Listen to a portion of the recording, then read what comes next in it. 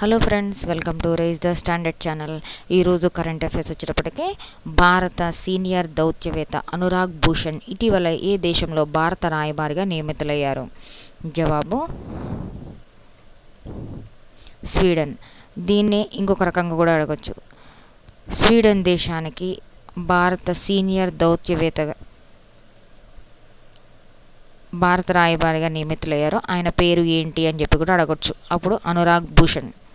రెండు రకాలుగా అడగచ్చు. స్వీడన్ దేశానికి భారత రాయబారిగా ఎవరు నియమితులయ్యారని, నెక్స్ట్ వచ్చేసి భారత సీనియర్ దౌత్యవేత్త అనురాగ్ భూషణ్ అని, లేదా ఈ అనురాగ్ భూషణ్ గారు ఇంతకు మునుపు ఏం పని చేస్తున్నారని చెప్పి కూడా అడగచ్చు. 3 క్వశ్చన్స్ వస్తాయి. నెక్స్ట్, జాతీయ భద్రత ఉగ్రవాద నిరోధక ప్రయత్నాలను బలోపేతం చేయడంలో భాగంగా, మళ్ళీ చదువుతున్న చూడండి, జాతీయ భద్రత ఉగ్రవాద నిరోధక ప్రయత్నాలను బలోపేతం చేయడంలో భాగంగా పునరుద్ధరించిన మల్టీ ఏజెన్సీ సెంటర్ను న్యూఢిల్లీలో ఇటీవల ఎవరు ప్రారంభించారు?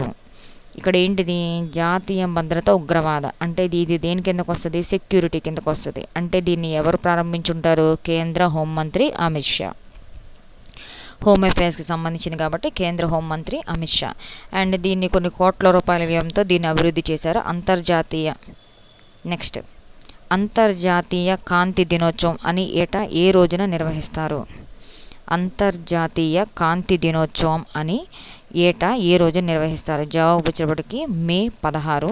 ఎందుకు అంటే యునెస్కో నిర్వహించి ఇంటర్నేషనల్ డే ఆఫ్ లైట్ 1960లో మైమాన్ చేసిన మొదటి విజయవంతమైన లేజర్ ఆపరేషన్ వార్షికోత్సవాన్ని పురస్కరించుకొని ఈ అంతర్జాతీయ కాంతి దినోత్సవం అనేది అయితే సెలబ్రేట్ చేస్తారు మే 16.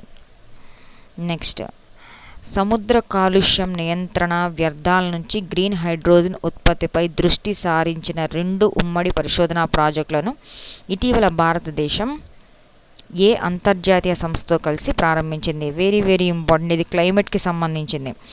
సముద్ర కాలుష్యం నియంత్రణ, వ్యర్థాల నుంచి గ్రీన్ హైడ్రోజన్, ఇది 2 రకాలుగా కూడా అడగవచ్చు. దీన్ని ఉమ్మడి పరిశోధన ప్రాజెక్టులను ఇటీవల భారతదేశం ఏ సంస్థతో ఒప్పందం కుదుర్చుకుంది? ఒకటి, ఏ అంతర్జాతీయ సంస్థ ఒప్పందం కుదుర్చుకుందని, లేదా ఈ గ్రీన్ హైడ్రోజన్ సంబంధించి అసలు ఇది ఏ కాలుష్యానికి సంబంధించింది అని కూడా అడగవచ్చు. అంటే వాయు కాలుష్యమా అట్లా. అప్పుడు ఇది సముద్ర కాలుష్యం. Very very important. ఇది సముద్రానికి సంబంధించి సముద్ర కాలుష్య నియంత్రణ, వ్యర్థాల నుంచి గ్రీన్ హైడ్రోజన్ ఉత్పత్తిపై దృష్టి సారించిన 2 ఉమ్మడి పరిశోధన ప్రాజెక్టులు ఇటీవల భారతదేశం అంతర్జాతీయ సంస్థతో కలిసి ప్రారంభించి అది ఏంటిదంటే యూరోపియన్ యూనియన్ ఇంటర్నేషనల్. ఆ సంస్థ ఏంటిది? European union international. Next question, potato centre గణాంకాల ప్రకారం ఏ సంవత్సరం నాటికి భారత్ చైనాను అధిగమించి ప్రపంచంలోనే అతి పెద్ద బంగాళాదుంపల ఉత్పత్తిదారుగా అవతరించనుంది? అంటే పొటాటో సెంటర్ గణాంకాల ప్రకారం ఫస్ట్ ఉన్నది ఏంటిది? చైనా ఉంది. చైనాని దాటుకొని భారత్ ఎప్పుడు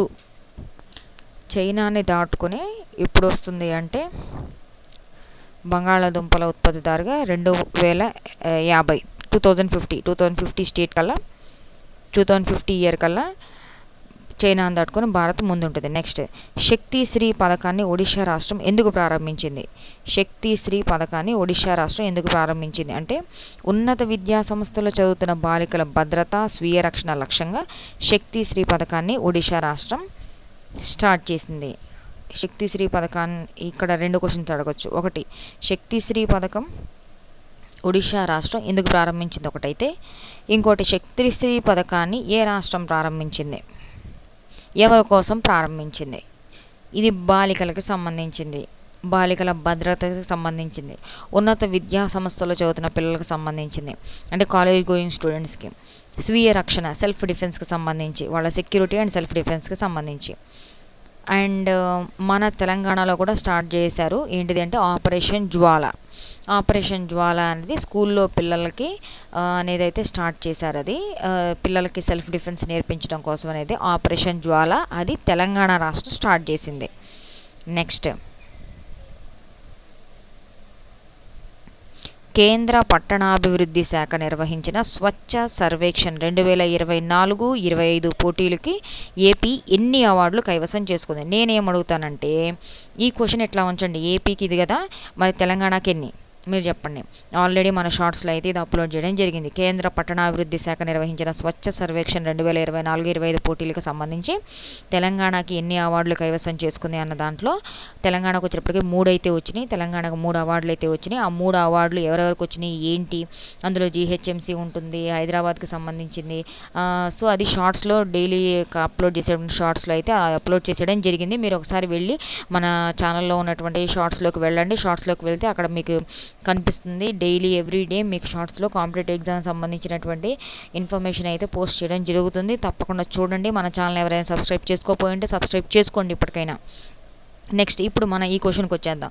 ఈ క్వశ్చన్లోకి వచ్చేటప్పటికి ఏపీకి ఎన్ని వచ్చినాయి అని అడుగుతున్నా. ఏపీకి ఎన్ని వచ్చినాయి? 5 అవార్డులు వచ్చినాయి. తెలంగాణకు 3 వచ్చినాయి.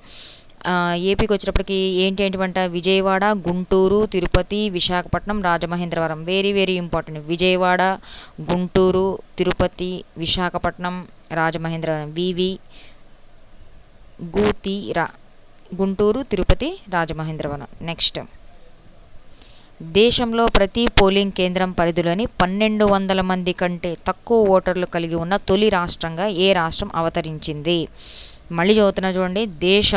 మొత్తం దేశంలో ప్రతి పోలింగ్ కేంద్రం పరిధిలోని 1200 మంది కంటే తక్కువ ఓటర్లు కలిగి ఉన్న తొలి రాష్ట్రంగా ఏ రాష్ట్రం అవతరించింది? జవాబు వచ్చేటప్పటికి దేశంలో ప్రతి పోలింగ్ కేంద్రం పరిధిలోని 1200 మంది కంటే తక్కువ ఓటర్లు కలిగి ఉన్న తొలి రాష్ట్రంగా బీహార్ అయితే అవతరించింది అని ఎన్నికల సంఘం 2025 జూలై 21న ప్రకటించింది. 2025 జూలై 21న అయితే ఎన్నికల సంఘం అంటే ఎలక్షన్ కమిషన్ ప్రకటించడం జరిగింది. నెక్స్ట్, శత్రు దేశాల జలాంతర్గాములను ధ్వంసం చేసే యుద్ధ నౌక మన భారతదేశానికి ఎప్పుడు చేరుకుంది? శత్రు దేశాల జలాంతర్గాములను ధ్వంసం చేసే యుద్ధ నౌక మన భారతదేశానికి ఎప్పుడు చేరుకుంది? జవాబు జూలై 21.